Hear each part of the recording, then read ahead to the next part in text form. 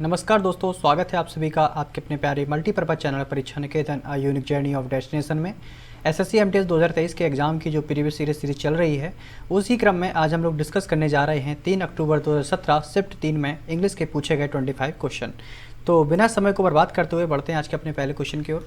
तो पहला क्वेश्चन आपके सामने है। यहाँ पे सेंटेंस दिया गया है और सेंटेंस को 4 भागों में बांट दिया गया है और आपको बताना है कि सेंटेंस के किस पार्ट में एरर है। ठीक है, तो सेंटेंस को पढ़ते हैं। They claimed to have deface 30 websites belonging to various countries. मतलब उन्होंने ऐसा क्लेम किया कि वो जो 30 वेबसाइट हैं जो बिलोंग करती हैं कई कंट्रीज से बिलोंग करती हैं, ऐसा उन्होंने क्लेम किया है। तो अगर आप ध्यान से देखेंगे तो दे क्लेम्ड टू हैव, अब यहाँ पे देखो क्या लिखा है, हैव लिखा है। तो ये हैज और हैव जो है हेल्पिंग वर्ब होती है, वो आपका कौन सा टेंस होता है, वो होता है प्रेजेंट परफेक्ट टेंस। और प्रेजेंट परफेक्ट टेंस में आपका क्या आता है, हेल्पिंग वर्ब या तो हैज आती है या फिर क्या आती है, हैव आती है। और साथ ही साथ में जो वर्ब की थर्ड फॉर्म का प्रयोग किया जाता है। अगर आप ध्यान से देखेंगे तो हैव के साथ डिफेस लगा है जो कि वर्ब की फर्स्ट फॉर्म है। तो यही यहाँ पे एरर है, यहाँ पे डिफेस ना होकर के क्या होना चाहिए, डिफेस्ड होना चाहिए था। तो सेकंड पार्ट में एरर है, तो ऑप्शन नंबर सेकंड हमारा करेक्ट हो जाएगा। ठीक है दोस्तों, नेक्स्ट क्वेश्चन नंबर 2 को देखते हैं। क्वेश्चन नंबर 2 क्या है, यहाँ पर भी आपके सेंटेंस को 4 भागों में बांटा गया और आपको बताना है कि किस पार्ट में एरर है। The top court also agree to hear a separate PIL which has raised the issue of lack of safety measures in private schools across the country। तो अगर आप ध्यान से देखेंगे यहाँ पे पहला वाला जो पार्ट है, द टॉप कोर्ट कौन होती है, सुप्रीम कोर्ट होती है। Also agree to hear a separate PIL, ठीक है, मतलब वो तैयार हो चुकी है किसके लिए, एक अलग से PIL को सुनने के लिए, उसकी हियरिंग के लिए। लेकिन अगर आप ध्यान से देखेंगे द टॉप कोर्ट है सुप्रीम कोर्ट, जो कि अपने आप में एक सिंगुलर है और सिंगुलर के साथ क्या होता है, जो प्रेजेंट इंडेफिनिट टेंस होता है, ठीक है, या सिंपल प्रेजेंट भी कहते हैं, इसके साथ जो वर्ब के साथ किसका प्रयोग किया जाता है, तो एस का प्रयोग करते हैं, एस या ES का प्रयोग करते हैं। तो यहाँ पे जो लिखा है the top court also agree, agree नहीं आएगा, एग्रीज टू आएगा। क्या आना चाहिए, AGREES, ठीक है, एग्रीज टू होना चाहिए। तो इसमें कैसे कौन से पार्ट में एरर है, फर्स्ट पार्ट में एरर है आपके। Next we are going to the next question number 3। यहाँ पे आपको करेक्ट फिल करना है। Neha will give you a gift dash you complete her work in next 2 hours. तो यहाँ पे कंडीशनल सेंटेंस दिया गया है और उसमें ये बताया गया है कि नेहा आपको गिफ्ट देगी यदि आप अपना कार्य अगले 2 घंटे में कर लेंगे। तो यदि अपना काम 2 घंटे में कर लेंगे तो बेस्ट सुटेबल जो यहाँ पे फिल होगा वो किसका प्रयोग होगा, इफ़ का प्रयोग होगा। ठीक है, नेक्स्ट क्वेश्चन नंबर 4 है आपके सामने। यहाँ पर आपको करेक्ट फिल करना है। Ashutosh told me not to be afraid his father. आपको ये पता होना चाहिए कि जो अफ्रेड वर्ड है इसके साथ फिक्स प्रीपोजिशन आती है अफ्रेड ऑफ। ये हमेशा जब भी आपको कहीं पर भी अफ्रेड मिल जाए वहाँ पे आपको आंख बंद करके ऑफ लगा देना है। तो ऑप्शन 1 हमारा करेक्ट हो जाएगा। क्वेश्चन नंबर 5 में आपको फ्यूटाइल वर्ड दिया गया है और इसका आपको बेस्ट एक्सप्रेस यानी सिनोनिम वर्ड बताना है किसका, फ्यूटाइल का। तो पहले तो पता होना चाहिए फ्यूटाइल का मतलब क्या होता है। एक्चुअली में जो फ्यूटाइल वर्ड है इसका मतलब किया जाता है जो चीज़ होती है बेकार, क्या कह सकते हैं, बेकार, या हमारे यूज की नहीं है। तो इफेक्टिव हो सकती है, ये नहीं होगा। होपफुल, ये भी नहीं होगा। कॉग्निजेंट, ये भी नहीं होगा। यूजलेस, मैंने अभी आपको बताया कि जो फ्यूटाइल का मतलब होता है कोई ऐसी चीज़ जो हमारे उपयोग के लिए सही नहीं है, यानी यूजलेस है, बिल्कुल बेकार है। तो ऑप्शन डी हमारा यहाँ पे करेक्ट हो जाएगा। क्वेश्चन नंबर 6 है आपके सामने। बेस्ट एक्सप्रेस यानी विजिलेंट जो वर्ड दिया गया है इसका आपको सिनोनिम बताना है किसका, विजिलेंट का। और जो विजिलेंट, जैसे अभी वर्तमान में हमारा जो गवर्नमेंट है उसमें एक विजिलेंस कमीशन बना है, ठीक है, केंद्रीय सतर्कता आयोग, ठीक है, सेंट्रल विजिलेंट कमीशन करके एक बनाया, नया आयोग बना है जिसको बोलते हैं केंद्रीय सतर्कता आयोग। तो विजिलेंट का मतलब क्या होता है कि आप किसी चीज़ को लेकर सतर्क हैं। सतर्क का मतलब होता है उसका देख रेख कर रहे हैं, उसकी ध्यान रख रहे हैं या उस पर नज़र रख रहे हैं। ठीक है, तो इसका जो बेस्ट सिनोनिम हो जाएगा, केयरलेस तो बिल्कुल नहीं होगा, इम्पल्सिव भी बिल्कुल नहीं होगा, इनअटेंटिव बिल्कुल नहीं होगा। वॉचफुल के सिनोनिम में इसका इस्तेमाल किया जाएगा क्योंकि वॉचफुल का मतलब भी होता है किसी चीज़ पर नज़र रखना, सतर्क रहना। ये इसलिए इसका जो करेक्ट सिनोनिम होगा ऑप्शन नंबर सी होगा। क्वेश्चन नंबर 7 है आपके सामने। मॉडेस्ट, क्या है भैया, मॉडेस्ट। तो जो मॉडेस्ट होता है इसका मतलब होता है कि आप एज्यूम नहीं कर सकते किसी के बारे में। अनएज्यूमिंग, क्या बोल सकते हैं, अनएज्यूमिंग इन द एस्टिमेशन, मतलब किसी के बारे में अंदाज़ा नहीं लगाना कि बताओ ये कोई इंसान, जैसे मान लो अभी आपका जो पूरे रिश्तेदार हैं और आपके बारे में पता भी लग सकता है कि ये बच्चा एग्ज़ाम निकालेगा, कोई एज्यूम ही नहीं कर रहा है, बिल्कुल मॉडेस्ट लेवल पे चले जा रहे हैं। तो यानी किसी की जो योग्यताएं होती हैं, किसी की जो एबिलिटीज़ होती हैं, उनके बारे में जब आपको कोई अनुमान नहीं होता है उसको मॉडेस्ट वर्ड कहा जाता है। और इसका आपसे पूछा है बेस्ट सिनोनिम क्या होगा, है नहीं, तो इसका ब्रेव यानी कि बहादुर, प्राउड भी मतलब ही होता है अपने आप में विश्वास, घमंड, ठीक है। एरोगेंट ये भी नहीं होगा। यहाँ पे जो बेस्ट सिनोनिम जाएगा वो आपका क्या जाएगा, हम्बल जाएगा, ठीक है। यहाँ पे क्या मतलब होता है कि किसी के बारे में जो इंपॉर्टेंस होती है, एबिलिटीज होती है, उनकी योग्यताओं को दिखाना, उनका प्रदर्शन करना, ये इसीलिए इसका सिनोनिम ये माना जाएगा। मॉडेस्ट का सिंबल क्या होगा, हम्बल होगा। तो ऑप्शन बी हमारा करेक्ट हो जाएगा। नेक्स्ट क्वेश्चन है आपके सामने, क्वेश्चन नंबर 8 है ल्यूसिड। ल्यूसिड का मतलब होता है पारदर्शी।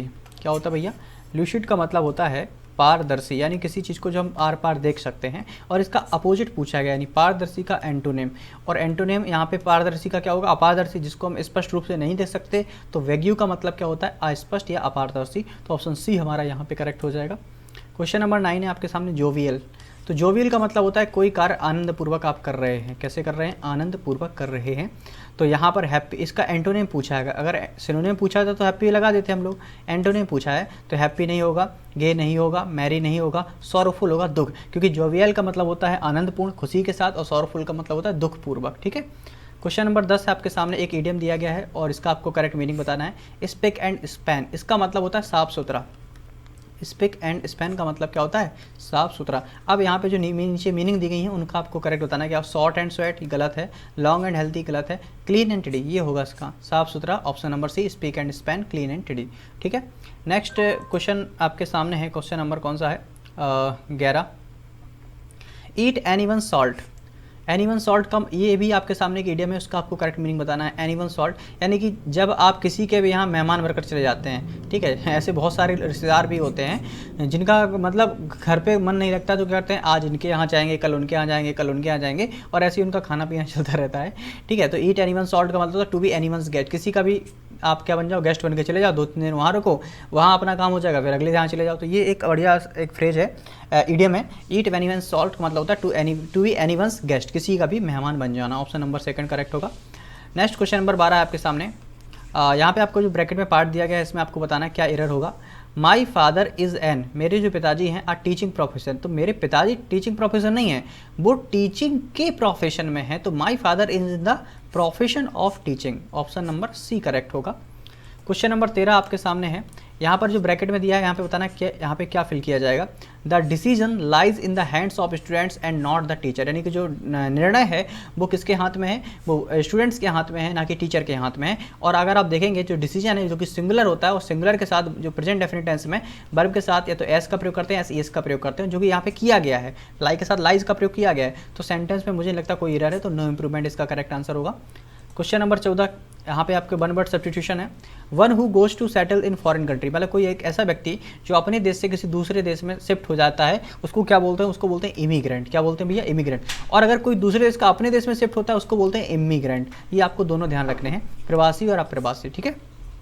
चलिए क्वेश्चन नंबर 15, ये भी आपका वन वर्ड है। A book giving meaning of various word, एक ऐसी किताब जिसे कई प्रकार की मीनिंगों का हमको अर्थ पता चल जाता है, उसको डिक्शनरी कहते हैं। ऑप्शन नंबर सी करेक्ट हो जाएगा। क्वेश्चन नंबर 16 में करेक्ट स्पेलिंग बताना है। तो यहाँ पे व्हीकल वर्ड दिया गया, व्हीकल की करेक्ट स्पेलिंग बतानी है। तो VEHICL इसकी करेक्ट स्पेलिंग होती है। तो ऑप्शन नंबर सेकंड करेक्ट हो जाएगा। क्वेश्चन नंबर 17 में इंस्टॉलमेंट की स्पेलिंग पूछी गई है।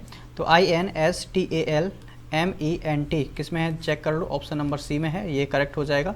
क्वेश्चन नंबर 18 आपके सामने पैराजम्बलिंग दी गई है और करेक्ट आपको ऑर्डर लगाना है। तो बुक्स नेवर, तो बुक्स के साथ अब आपका जो सब्जेक्ट हो चुका, सब्जेक्ट के बाद कोई ना कोई आपकी हेल्पिंग वर्ब या तो वर्ब आनी चाहिए। तो बुक्स नेवर हैव डिजर्टेड, यानी स्टार्ट किससे होगा आपका, स्टार्ट आपका किससे होगा, नहीं, बुक्स नेवर डिजर्ट अस। देखो चूंकि यहाँ पे नेवर वर्ड लग चुका है तो हेल्पिंग वर्ब नहीं आएगी यहाँ पे। Books never desert us even when all fair weather friends have deserted us. तो एक तरीके से ये फ्रेज बन रहा है। तो पहला आपका कौन सा आएगा, क्यू आएगा। Books never desert us even when all fair weather friends, यानी फिर पी आएगा, फिर आपका आर आएगा। तो ऑप्शन नंबर सी हमारा करेक्ट हो जाएगा। क्वेश्चन नंबर 19 में आपको करेक्ट ऑर्डर में लगाना है। प्रोग्रेस इन लाइफ, जो हमारे जीवन का जो प्रोग्रेस है वो किस पे डिपेंड करता है, डिपेंड्स ए गुड, यानी स्टार्टिंग कहाँ से, क्यू से स्टार्ट होंगी। Progress in life depends a good deal on crossing one threshold after another, यानी एक के बाद एक जब परेशानियों का सामना करते हैं तो हमारे जीवन का जो प्रोग्रेस है वो हमको देख सकते हैं, उसी पर निर्भर करती है। तो क्यू आएगा, फिर पी आएगा, फिर आपका आर आएगा। ऑप्शन नंबर सेकंड करेक्ट हो जाएगा हमारा। क्वेश्चन नंबर 20 है हमारे सामने। अब आपके सामने 20 से लेकर 25 तक 5 आपके क्लोज टेस्ट के क्वेश्चन है जो आपको बताने हैं क्या होगा। Independence day is on the is dash in all the states and union territory, यानी जो इंडिपेंडेंस डे है क्या देखा जाता है, सेलिब्रेट किया जाता है, गैदर किया जाता है, एंजॉय किया जाता है। सभी लोग जानते हैं इंडिपेंडेंस डे को हम लोग क्या करते हैं, सेलिब्रेट करते हैं, तो इट इज़ सेलिब्रेटेड। यहाँ पे ऑप्शन बी करेक्ट हो जाएगा। द नेशनल फ्लैग, अब जो नेशनल फ्लैग है इसको क्या करते हैं, होस्ट किया जाता है, तो डेफिनेटली यहाँ पे होस्टिंग हो जाएगा क्योंकि फहराया जाता है झंडा, ठीक है, इंडिपेंडेंस डे के दिन। और कहाँ पे, स्कूल में, कॉलेज में, सोसाइटीज़ में, गवर्नमेंट ऑफिस में, बिल्डिंग्स और सबको डेकोरेट किया जाता है तिरंगे के रंग से। ऑल दीज इवेंट्स, यानी जितने भी प्रकार के जो इवेंट्स होते हैं ये क्या करते हैं, ये शो करते हैं feeling of patriotism in our heart, हमारे हृदय में जो इवेंट्स मनाए जाते हैं ये क्या करते हैं, ये गवाह होते हैं, दिखाते हैं या ब्रीज करते हैं, ऐसा कोई मतलब निकल नहीं रहा है यहाँ पे, ना गवाह है ना ब्रीज है, ये इंजेक्ट करते हैं, मतलब हमारे अंदर रोम रोम में, हमारे हृदय में जो देशभक्ति की भावनाओं को क्या करते हैं, इंजेक्ट कर देते हैं। तो यहाँ पे क्या आना चाहिए, ऑल दीज इवेंट्स इंजेक्ट, ये ज़्यादा बेटर वर्ड होगा, इंजेक्ट अ फीलिंग सॉरी। आगे देखते हैं।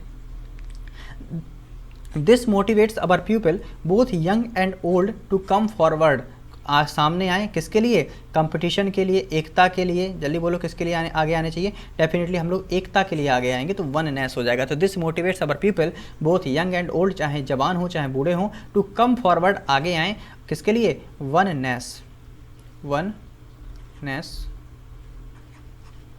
ठीक है, टुवार्ड्स द नेशन, देश को एक करने के लिए आगे आए, तो ऑप्शन बी हमारा करेक्ट हो जाएगा।